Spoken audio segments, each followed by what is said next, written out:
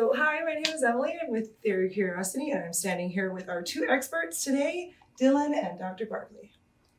I'm Dylan, and I studied zoology for my undergrad, and I'm very interested in bats and fungus, and that's where white nose syndrome comes together for me.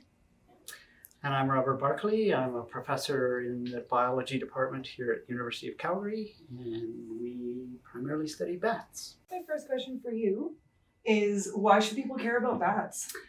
For a number of reasons. There are economic and ecological benefits that bats provide, and that's probably what the public is most interested in. So the bats around here, the bats in Canada, and specifically Alberta, eat a lot of insects, some of whom we don't particularly like. So they will eat mosquitoes, they'll eat crop pests, they'll eat forest pests. So as part of a natural pest control system, bats are an important component. Yes, much better than pesticides. Absolutely. That's for sure. Sure. And they're not perfect.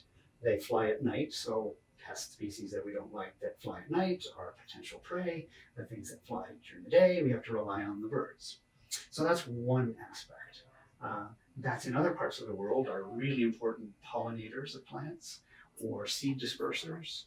So they provide ecological services. You know, you could estimate how many dollars bats save us in pesticide costs because they feed on pests. Or lost crops. Sure, but they're also just a natural part of the entire community, and they have roles that it's hard to put a price on, and maybe we don't need to put a price on. Yeah. They're a natural aspect of a functioning ecosystem, and they're cool. They do some really neat things. So people should appreciate them for those reasons as well. I agree with you. Yeah, and it's kind of sad that sometimes we have to put a dollar amount to things to make them, worthwhile for humans. Exactly. So we're here today to talk about specifically white nose syndrome and how it's affecting the bat population. So how would you say it is affecting the bat population in Canada? I would say it's having catastrophic effects on some species of bats in Canada and the US. Let's put that in perspective. The most common species in Canada, at least, if not North America, was the little brown bat. It's now on the federal endangered species list, all because of white nose syndrome. So this fungus that came across from Europe, first discovered in 2006 in the US, has spread over half the continent and killed millions of little brown bats and several other species, but little brown bats in particular. With little brown bats, one of the reasons why they're more affected is because of their hibernating habits. Are there any other reasons why little brown bats are more affected? They're more numerous, so the numbers pile up. Right. The numbers of dead bats pile up faster.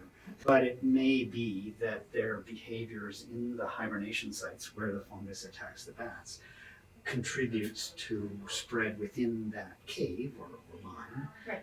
But it may also be their behavior of moving from site to site and moving the spores of the fungus along with them. Although initially the spread was largely due to people moving the fungus around unknowingly, now it's the bats move from cave to cave and spread it from individual to individual. Is there any kind of consideration being given to vaccinating the bat population against this, and how successful have those thoughts or trials or experiments been so far? There are studies going on to see whether we can vaccinate or put some compounds or other organisms, bacteria for example, that kill the fungus. UV light seems to kill the fungus. One of the problems is most bats, we have no idea where they hibernate. And it's at the hibernation sites that the fungus causes the damage to the bats and causes them to die.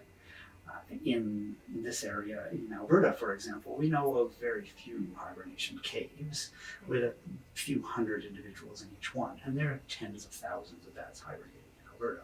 More recent issues is this was a disease restricted to eastern North America, and it has slowly moved. It's in Manitoba, it's in the Dakotas, and now, 4 years ago now, it was discovered in Washington State.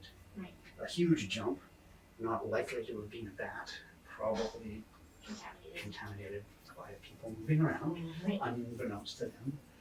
But that means for us here in Alberta, we're going to be approached on two sides. Yeah, we're kind of going to be attacked from two different armies. Yeah. Right? And it's going to get here much faster. There are some indications in the east where populations are starting to come back. Well, that's optimistic. Like, I'm really glad to Yes. hear that part of it, honestly, because it's kind of all been doom and gloom on this topic until that. So I'm glad to hear that in the east of North America, you are seeing some reclamation, of the population. There is actually more interest in the public sphere than one might expect. But how much interest and funding is available for meaningful research regarding bats and regarding white nose syndrome? There's a lot of interest, a lot of time and effort and money being spent trying to figure this disease out. Right. How do we reduce its impact or stop it? That's certainly played a role, I think, in slowing its movement by humans once we learned that was an issue. Do you think that climate change has anything to do with, or any role to play with white nose syndrome and its spread? Not so far. We don't see the disease up north yet. So the Interlake in Manitoba, I think, is as far north as it's got. Okay. And that's pretty low down in Canada. We know there are hibernation sites up in the Yukon, the Northwest Territories. If those warm up, it may be that the fungus has a greater chance of being successful as a fungus in those hibernation sites. The laboratory studies that have been done would suggest the fungus doesn't grow as well at those cooler temperatures that those caves currently have. They will do better if climate change warms those caves